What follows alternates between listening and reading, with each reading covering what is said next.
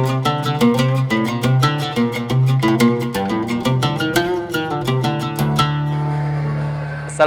warahmatullahi wabarakatuh. Alhamdulillahirabbil alamin wal aqibatu lil muttaqin wala udwana illa 'alal dzalimin.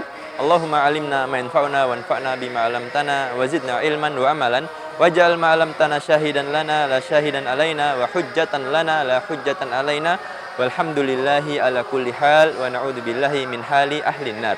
Amma ba'du. Segala puji hanya milik Allah semata. Atas nikmatnya yang begitu banyak kita bisa hadir di bulan yang mulia ini. Semoga kita senantiasa bisa meningkatkan kualitas iman, Islam, dan ketakwaan kita sebagai sebaik-baik bekal nanti kita pulang kepada Allah Ta'ala.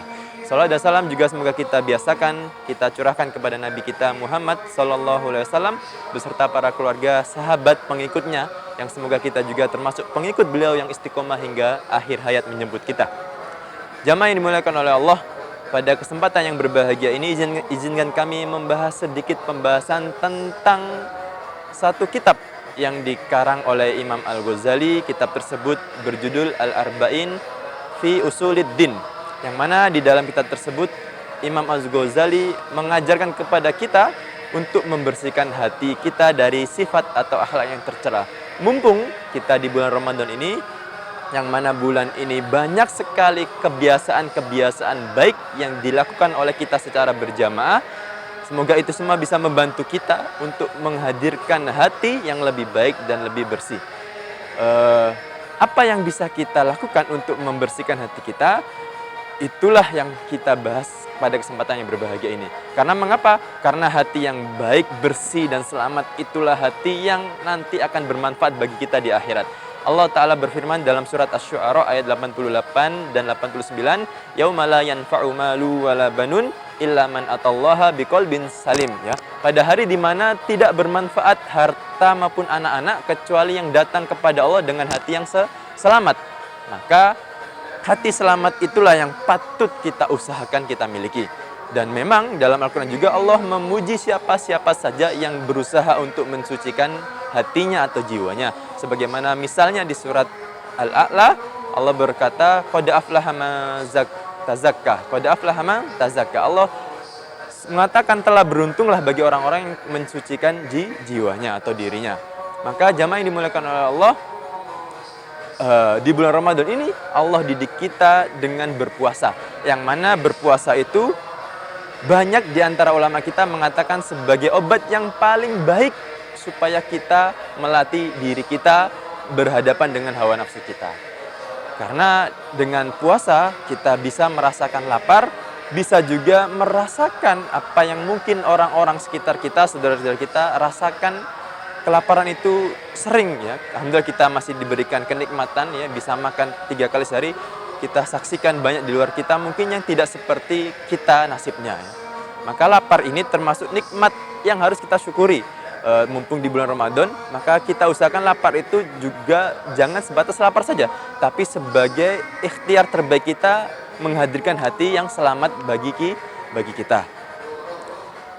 Dan Nabi kita juga sudah mengingatkan bahwasanya memang urusan perut, ya, itu memang urusan yang urgen dan urusan yang berat.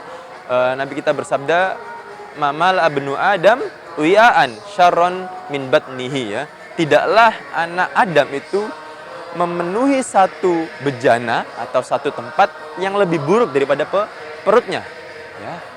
Hasiba benu Adam lukaimat yakmunu solbuhu, ya. Maka hendaknya cukup bagi anak Adam itu masukkan beberapa suapan saja untuk bisa menegakkan tulang punggungnya, ya. Atau cukup untuk dia beraktivitas, memiliki tenaga untuk tidak lemas, ya, dalam beraktivitas. Itulah lapar, ya. Atau kita dilarang untuk berlebih-lebihan dalam makan. Nabi juga bersabda yang artinya berimbanglah kalian dalam makan dan minum, jangan banyak-banyak, karena sesungguhnya makan dan minum yang berimbang itu termasuk tanda di antara kenabian, ya. Dan ada beberapa manfaat atau beberapa faidah bila mana kita membiasakan diri kita untuk tidak kenyang secara berlebihan dan tidak juga lapar yang sangat-sangat, ya. Apa beberapa manfaat itu? Yang pertama yang perlu kita ketahui bahwasanya ketika kita membiasakan untuk tidak kenyang, maka Allah insya Allah akan menghadirkan kepada kita yaitu kejernihan hati dan terangnya pandangan mata hati. Maka ketika kita sudah memiliki kejernihan hati dan terang pandangan hati kita juga, insya Allah kita akan lebih mudah menyikapi segala persoalan yang hadir di tengah kehidupan kita. Itu yang pertama.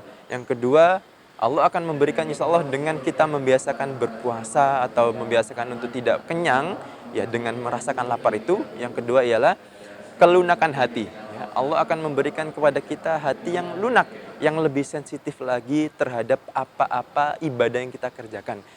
Supaya kita lebih mudah tersentuh dengan apa yang kita kerjakan, baik itu ibadah yang secara amal, ataupun ibadah yang secara perkataan, ataupun ibadah hati kita. Kemudian yang ketiga yang bisa kita ambil manfaatnya ketika kita lapar, yaitu Allah akan melemahkan syahwat kita untuk bermaksiat. Ya.